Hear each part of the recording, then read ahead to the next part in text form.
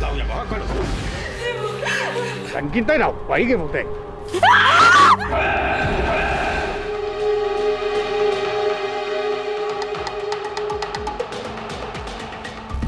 大馬集合咗全東南亞不同信仰，可以話係全亞洲最迷信嘅國家之一。傳聞喺怡保市西面有幾棟荒廢大樓，經常傳出鬧鬼故事。根據當地居民所講，每逢晚上凌晨2點幾，就會睇見一個長髮女鬼喺呢一塊雕空嘅大樓徘徊。而呢度前身原本係政府大樓以及公務員宿舍。據講，當年因為一個失婚女工自殺，呢度就不斷有公務員離奇失蹤。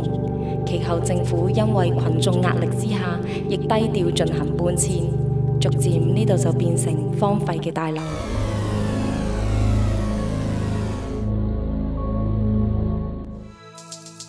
今次司徒師傅就連同詭異攝製隊以及怡保嘅一班 fans， 晚上嚟到呢個荒廢政府大樓進行一次探靈活動。嗱，今次我哋攝製隊咧嚟到馬來西亞呢度咧，呢個地方去探靈。咁聽講呢度咧就個靈體好強嘅，正話我嚟到都已經感覺呢個地方咧係非常之強烈嘅。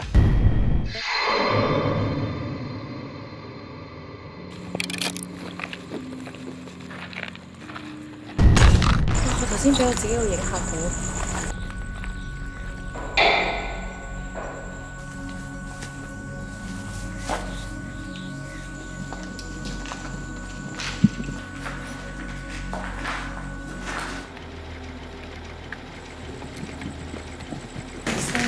好似有怪聲。呢個聲。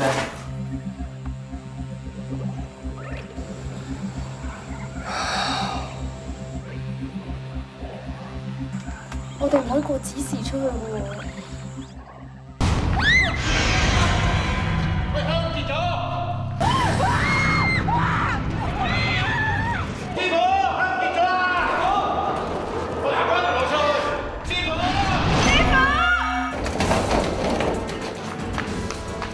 咩事？啊？師傅！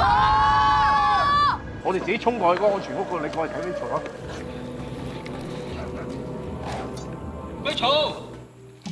師傅啊！喂呀！搞錯，點解今次冇 walkie-talkie 㗎？喺度！師傅！師傅！邊度啊？師傅，呢度啊！我腳都軟埋啦。識到支香嘅。頭先我哋聽到有聲，跟住我行出去。一係你喺度等我。啲人砌咩？有啲話。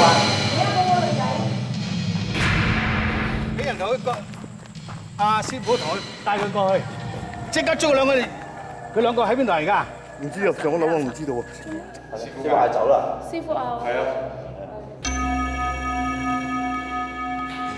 你有冇搞錯啊？嚇！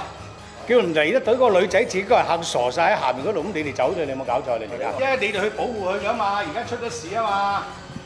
咁你自己係走咗去，我講俾你哋聽係點樣㗎啦。頭先個女仔話頭先喺個房。頭咩啫？頭我都講咗俾你聽危險㗎，落翻去先講啊！阿佬收晒啲符未？收晒，點晒？